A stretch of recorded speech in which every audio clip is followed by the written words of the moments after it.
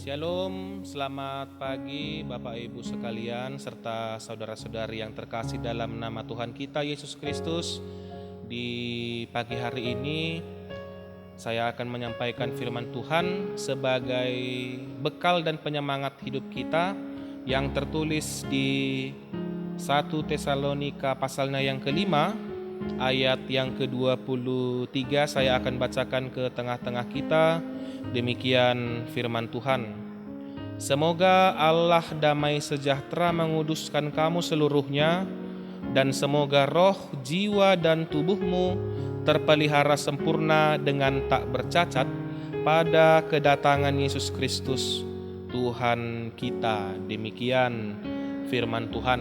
Bapak Ibu, saudara-saudara sekalian, saya pikir kita semua pasti pernah mengkonsumsi atau memasak yang namanya telur dadar.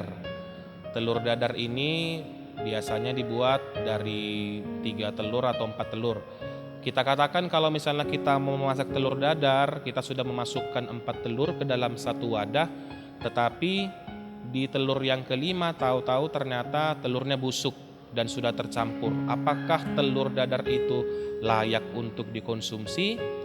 Atau mungkin contoh yang lain bisa saya katakan, seandainya kita memesan makanan melalui aplikasi GoFood, kita pesan ayam goreng atau ayam penyet, tetapi ternyata ayamnya yang dipesan itu tidak sesuai. Ternyata yang dipesan atau yang diantar adalah bagian ceker atau bagian lehernya.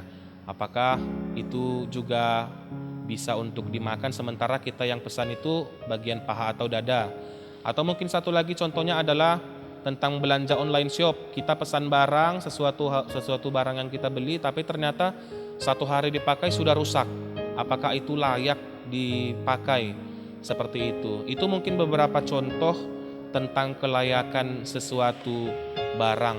Tetapi di sini juga menyinggung kita, begitu jugalah keinginan, harapan sebagai kita orang percaya kepada Yesus Kristus. Di sini dikatakan supaya kita juga tidak bercacat dan hidup kudus.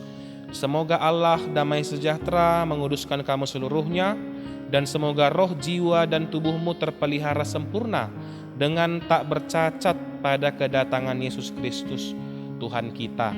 Kalau pemahaman orang Yahudi saat itu memang sangat menekankan yang namanya tidak bercacat. Bisa kita lihat dari persembahan-persembahan yang mereka serahkan dalam ibadah seperti kurban.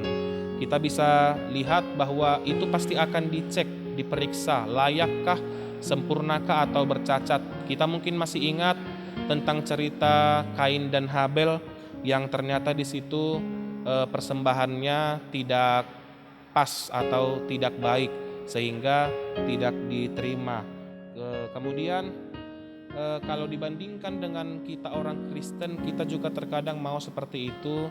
Kita memberikan persembahan kita kepada Tuhan, baik itu melalui persembahan di gereja atau di ibadah lain. Kita sering menyampaikan persembahan kita itu yang kurang terbaik. Oleh karena itu di sini kita diinginkan berilah persembahan yang terbaik untuk Tuhan yang tidak bercacat. Tetapi yang lebih penting adalah diri kita. Bagaimana kita menjadikan diri kita ini sampai kehadiran Tuhan nanti kelak supaya tetap kudus dan tidak bercacat. Bagaimana caranya? Yang pertama yang bisa saya katakan adalah bersukacita. Kenapa dikatakan bersukacita? Karena dalam Amsal 17 ayat 22 juga dikatakan, hati yang gembira adalah obat yang manjur, tetapi semangat yang patah mengeringkan tulang. Sukacita itu adalah sebagai ungkapan perasaan, sebagai pandangan hidup kita supaya kita lebih optimis. Meskipun tekanan hidup boleh datang, tetapi sukacita kita tidak pupus karena iman kita teguh kepada Tuhan. Dan sukacita adalah itu menjadi bukti kualitas iman, hasil relasi kita dengan Tuhan. Sukacita itu berbeda dengan yang namanya happy-happy atau kesenangan semata. Itu berbeda karena senang-senang itu hanya sementara. Tapi sukacita apalagi yang dalam Tuhan itu selama-lamanya akan tetap kita rasakan. Kemudian yang kedua, tetaplah berdoa. Doa itu bukan seperti membaca mantra yang jika kita katakan simsalabim langsung muncul keinginan kita, tetapi doa itu memerlukan ketekunan. Tetapi doa itu juga harus dibutuhkan kesungguhan dari kita orang percaya yang meminta kepada Tuhan. Yang ketiga adalah bersyukur dalam segala hal. Jika ada yang merasa hidupnya gersang, jika ada yang merasa dari kita sulit bersyukur, jika ada dari kita yang merasa seakan-akan Tuhan jauh dari kita, mari kita coba introspeksi diri. Coba kita pergi ke rumah sakit, kita lihat di sana masih banyak teman-teman saudara-saudara kita yang sakit, tetapi mereka masih tetap bersyukur diberikan berkat daripada Tuhan. Bagaimana kita yang saat ini masih sehat, kita coba merefleksikan diri kita masing-masing. Jangan menganggap bahwa berkat Tuhan itu adalah sesuatu hal yang luar biasa, sesuatu hal yang besar. Mari coba hitung berkat Tuhan dari hal-hal yang kecil.